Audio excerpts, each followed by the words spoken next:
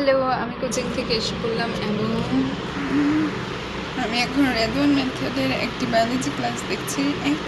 এখানে অ্যাকচুয়ালি অনেকগুলো ক্লাস আছে। এটা হলো এসএসসি বায়োলজি অধ্যায় 3-এর লেকচার, অধ্যায় 2-এর লেকচার 3। এই অধ্যায়টা অনেক বড়, যারা এসএসসি দিয়েছো তারা জানো। আমি এটা নোট করছি। আমি মাত্র কোচিং থেকে এসেছি এবং আমি একটু আগে এটা খেয়ে ফেলেছি। হ্যাঁ, চানাচুর ছিল। আমার চানাচুর অনেক পছন্দ। আর আমি মাত্র বলতে আরও অনেক আগে এসেছি। আমার প্রায় শেষ 4টা থেকে বাসায় আস্তে আস্তে 4:40 বেজে গিয়েছিলো। 4:40 থেকে আধা ঘন্টা আমি যেই পচা, এই জন্য আমি সোশ্যাল মিডিয়া স্ক্রল করছি। এখন এইখান থেকে আমি এতটুকু এখন পড়াশোনা করছি। আর আমার 6:30 থেকে অনলাইন কোচিং আছে। আমি কোনো কোচিং অনলাইন কোর্স আছে, আমি কোনো কোর্স প্রমোট করছি না, তাই আমি নামটা বলছি না, কিন্তু তোমরা বুঝলে বুঝতেও পারো। আমার হাইলাইটার কালেকশন করা অনেক শখ। এটা আমি কয়েকদিন আগে কিনেছি। আমার হাইলাইটার কালেকশনের আরেকটি ধাপ। সো চানাচুর খেয়েছি, একটি হাজমোলা খাবো না? এটা কখনোই হতে পারে না। আমি কি হাজমোলা খাবো নাকি খাবো না? এটা একটু হাজমোলা, এটা একটু কেমন মনে কি বুঝতেছি না। আমার আজকে অনেক কাজ বাকি, কিন্তু আমি এর মধ্যে তেমন কোনো কাজই করে উঠতে পারিনি। এই দুটো আমি কালকে করেছি, কেমিস্ট্রি আর ফিজিক্সের। আর আমার আজকে করার কথা, কালকের রুটিনে ছিল জেনারেল চ্যাপ্টার 7-8, কিন্তু কালকের দিনটা কেমন কেমন চলে গেলো। তো বায়োলজি চ্যাপ্টার 2 করার কথা ছিল, যেটা আমি এখন করছি, এবং হায়ার ম্যাথ চ্যাপ্টার 12 করার কথা। আমি বায়োলজি শেষ করছি না, আর জেনারেল ম্যাথ এরপরে করবো, আর হায়ার ম্যাথ করবো।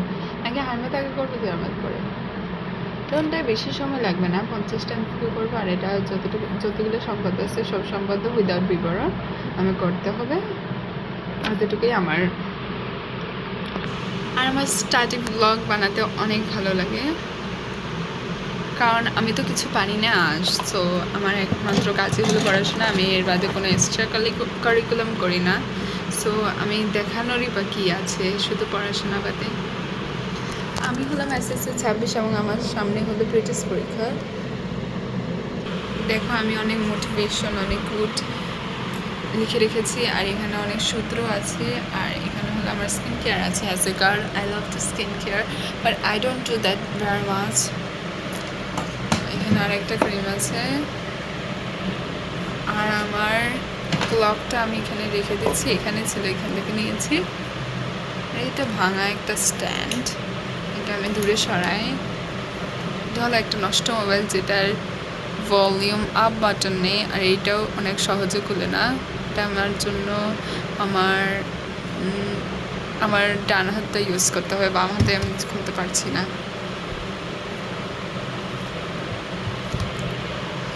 আজকে হলো আগস্টের 21 তারিখ। সো আমি 20 তারিখের এটা কেটে দিচ্ছি।